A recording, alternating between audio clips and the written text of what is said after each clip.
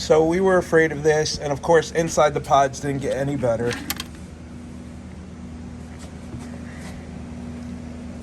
So why would you do that?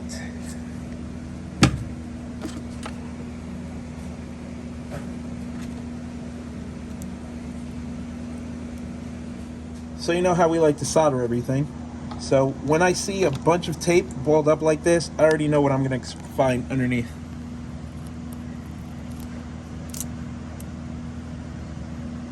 Just twisted together and taped up. See how easily that fell apart? Now, let's see this one. Hey, look at that. So, some more fixing we got to do. Okay, they got some RCAs from the dollar store, and they got the longest ones possible. Look at that.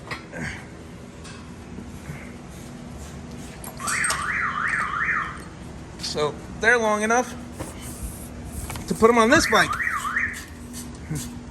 See, sometimes you guys think I'm exaggerating, but look at that. I think I can wire 3 bikes with these.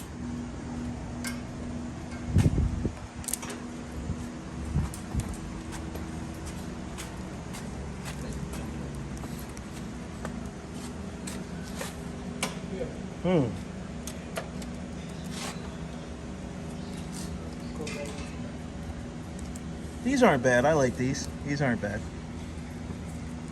We're not using them, but I've seen worse. Now that's an upgrade. Some waterproof carbon fiber Beymas. And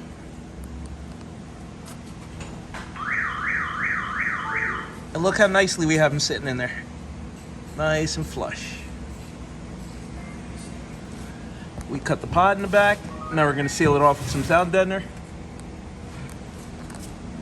So this is the fuse holder they were using. On top of using the worst possible fuse holder you can use, it's the glass fuse holder that's held in with friction that I say to never use. They're using aluminum wire. So one 8-gauge aluminum wire would be equivalent to 16 gauge copper. So they're running 2 400 watt amps off one 16 gauge split twice. Now, that's the problem with these fuse holders. The fuses are just held in with friction, so it's just press fit in. It doesn't make a good connection, and it's wishful thinking. I don't know why they make glass fuses in 100 amps. So this is 100 amps. I don't know why they put a 100 amp fuse when the wire can only flow like 40 amps of current. So that doesn't make sense. You need a fuse that has mechanical fasteners to hold it down, like this. This is what we're going to be putting in. So this is our Stinger fuse block with mechanical fasteners, so you have a solid connection on each side and you have a fuse for each amp. They ran both amps off this one fuse. So this is just the right way to do it. If you look up these fuses, you'll see that this type of fuse holder is only rated to handle 40 to 60 amps maximum for the entire build. If you do mini A&Ls, you can go up to 200 amps of current per fuse. So this is the right, plus with vibration and stuff, you don't want friction holding the fuse together. You want a bolt holding the fuse down. That way you have a good solid connection that can't vibrate loose.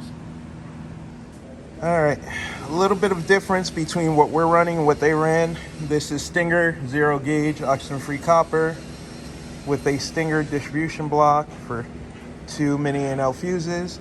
This is their 8 gauge aluminum with a friction mount AGU fuse holder.